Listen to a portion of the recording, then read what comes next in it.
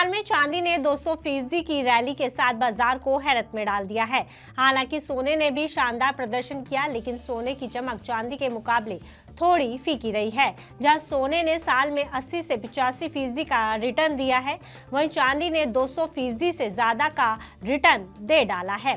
साफ है, 2025 में अगर किसी एसेट ने सबसे ज्यादा कमाई कराई है तो वो रही है चांदी। चांदी की कीमतें महज एक साल में 60,000 प्रति किलो से 3 लाख प्रति किलो के पार पहुंच गई हैं, लेकिन अब बाजार का रुख बदलता हुआ दिखाई दे रहा है। ऐसे में निवेशक क्या करें? सोने में दांव लगाएं या फिर चांदी? अभी भी सुरक्षित विकल्प है। ऐसे में मोतीलाल ओसवाल ने अपनी ताजा रिपोर्ट पेश की है।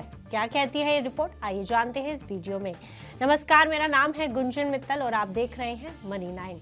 साल 2025 की शुरुआत में जहां देश में सोने की कीमतें लगभग 71,000 से 80,000 रुपए प्रति 10 ग्राम और चांदी की कीमतें 85,000 से 90,000 रुपए प्रति किलोग्राम के आसपास थी, वहीं पूरे साल दोनों मेटल्स में रिकॉर्ड उछाल देखा गया और साल खत्म होते होते सोने की कीमतें 1,35,000 रुपए से लेकर 1,40,000 रुपए प्रति 10 ग्राम से ऊपर और चांदी की कीमतें 2,40,000 रुपए प्रति किलो से ऊपर पहुंच गई। वहीं जनवरी के महज कुछ ही दिनों में दोनों मेटल्स ने अपने रिकॉर्ड हाई को भी टच किया।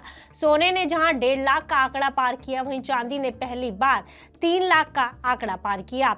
ऐसे में बड़ा सवाल यही है कि क्या ये रैली आगे भी कायम रहेगी? ऐसे में मोतीलाल ओसवाल की ताजा रिपोर्ट गोल्डन रेशियो रीसेट क्या कहती है? क्यों चांदी का तेजी वाला सफर अब थोड़ा धीमा पड़ सकता है और क्यों सोना निकट भविष्य में समझदारी भरा निवेश विकल्प बनता दिख रहा है, ये जानना बेहद अहम है। दरअसल इस रिपोर्ट के मुताबिक गोल्ड सिल्वर रेशियो को समझना जरूरी है। गोल्ड सिल्वर रेशियो बताता है कि 1 औंस सोना खरीदने के लिए कितने औंस चांदी चाहिए। जहाँ कोविड के दौरान ये रेशियो करीब 127 तक पहुंच गया था, वहीं 2026 की शुरुआत में ये गिरकर लगभग 50 के आसपास आ गया। इसका मतलब ये हुआ कि चांदी ने सोने की तुलना में बहुत तेजी से प्रदर्शन किया, लेकिन अब ये रेशियो ऐतिहासिक औसत 70 रुपए से नीचे है, जो संकेत देता है कि चांदी की तेज दौड़ में कैचअप का बड़ा हिस्सा पहले ही हो चुका है।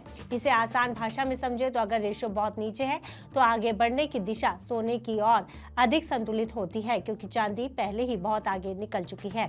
ऐसे में मोतीलाल ओसवाल फाइनेंशियल सर्विसेज की रिपोर्ट गोल्डन रेशियो रीसेट इन बातों पर जोर देती है कि चांदी का तेजी वाला दौर शायद खत्म हो चुका है। इतनी तेजी के बाद अब कीमतों में उतार चढ़ाव बढ़ गया है, जो जोखिम को दिखाता है। ऐसे समय में निवेशकों को इसके निवेश में छुपे रिस्क को समझना बेहद जरूरी है। यही वजह है कि सिल्वर ETF से लगभग 30 लाख औंस की निकासी हुई है, यानी निवेशक चांदी से पैसा निकाल रहे हैं और एक दिन में सिल्वर ETF में 20% की बड़ी गिरावट देखने को मिल रही है। वहीं दूसरी तरफ गोल्ड ETFs में निवेश अपेक्षाकृत मजबूत बना हुआ है। यह दिखाता है कि वैश्विक निवेशक जोखिम वाले एसेट से सुरक्षित एसेट की तरफ जा रहे हैं। इसके कारणों को समझे तो अमेरिका और चीन जैसी बड़ी अर्थव्यवस्था में लिक्विडिटी बढ़ी है और बाजार में अस्थिरता भी बनी हुई है। ऐसे माहौल में अक्सर निवेशक सोने जैसे सुरक्षित एसेट की तरफ रुझान करते हैं। ऐसे में इन सभी परिस्थितियों में भी सिल्वर की तुलना में सोना ज्यादा सुरक्षित लग रहा है। ये बात ना सिर्फ ये रिपोर्ट कहती है, बल्कि कई बड़े इन्वेस्टर्स भी ये बात पहले कह चुके हैं कि जब कोई एसेट अपनी पीक पर हो तो ऐसे में उसमें निवेश करना नुकसानदायक हो सकता है, क्योंकि उस समय उसमें उतार चढ़ाव की संभावनाएं ज्यादा रहती हैं। अगर हम बात करें तो गोल्ड सिल्वर की रेशो यहाँ पर एक बहुत बड़ा एक शो इंडिकेट करती हुई नजर आ रही है। हमने देखा था कि 2025 में गोल्ड सिल्वर रेशो 100 के ऊपर चली गई थी और अब ये रेशो जो है करीबन 50 के आसपास आ गई है। तो यहाँ पर अगर हम देखें तो कहीं ना कहीं ऐसा प्रतीत होता है कि जो रेशो है यहाँ पर इंक्रीज हो सकती है। रेशो ओवरसोल्ड जोन में आ गई है, तो यहाँ पर लगता है कि गोल्ड सिल्वर रेशो में एक बदलाव हो सकता है, जिसकी वजह से पोर्टफोलियो में बदलाव करने की बहुत जरूरत है। पहले हम देख रहे थे कि गोल्ड बहुत स्पीड से इंक्रीज हो रहा था, सिल्वर उतना इंक्रीज नहीं हो रहा था। अब यहाँ पे हम देखें तो सिल्वर ने बहुत रफ्तार पकड़ी है, गोल्ड उतना रफ्तार पकड़ता हुआ नजर नहीं आ रहा है, जिसकी वजह से जो गोल्ड सिल्वर रेशो है वो 50 के आसपास आ गया है। लग रहा है कि अब ये जो गोल्ड सिल्वर रेशो है ये अपना रूप बदल सकती है और यहाँ से जो गोल्ड सिल्वर रेशो है वो इंक्रीज हो सकती है। तो ऐसे में अगर हम बात करें तो पोर्टफोलियो को रीशफल करने की बहुत रिक्वायरमेंट है और हो सकता है कि आने वाले दिनों में जिस तरीके से हमने 2 दिनों में गोल्ड की चाल बनती हुई देखी है, लग रहा है कि आगे भी गोल्ड की चाल स्पीड से ऊपर जा सकती है और हो सकता है कि सिल्वर में उतना आपको वॉलिटिलिटी देखने को ना मिले। तो यहाँ पर जो हम पहले 60-40 का रेशो देख रहे थे, मीन 60 सिल्वर और 40 गोल्ड, तो यहाँ पर अब पोर्टफोलियो में चेंजेस लाने की ज़रूरत है और यहाँ पर हमें लगता है कि अब 60% गोल्ड और 40% चांदी को रखना चाहिए। ऐसे में मोतीलाल ओसवाल की रिपोर्ट सलाह देती कि वर्तमान समय में पोर्टफोलियो में रीबैलेंस करें और 75% निवेश सोने में रखें और 25% निवेश चांदी में। इससे आप चांदी की तेज रैली का फायदा भी ले सकेंगे और सोने के जरिए जोखिम को कम भी कर सकेंगे, क्योंकि सोना चांदी के मुकाबले ज्यादा स्थिर है। सोने चांदी के ताजा भाव की बात करें तो एमसीएक्स पर सोने का भाव 1,58,000 रुपए प्रति 10 ग्राम के आसपास ट्रेड कर रहा है और चांदी 3,35,000 रुपए प्रति किलो के आसपास पहुंच चुकी है।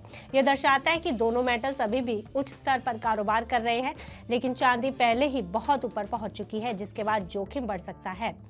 ऐसे में निवेशकों के मन में बड़ा सवाल यही है कि क्या सोने और चांदी दोनों में निवेश करना चाहिए। हालांकि लंबी अवधि में दोनों मेटल्स अच्छा रिटर्न दे सकती हैं और चांदी की तेज रैली ने पिछले साल निवेशकों को शानदार मुनाफा दिया है, लेकिन शॉर्ट टर्म में बाजार में अस्थिरता बढ़ सकती है।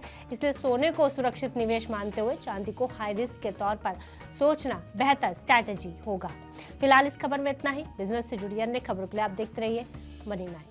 बिगड़े हालात में कैसे बनेगी बात? जनता को चाहिए एक ही जवाब, क्या टैक्स का बोझ कम करेगी सरकार? टैरिफ का डर जब तक नहीं होगा पार, मुश्किल में रहेगा कारोबार। रिफॉर्म के एजेंडे से पीछे नहीं हटना है, लेकिन आगे क्या?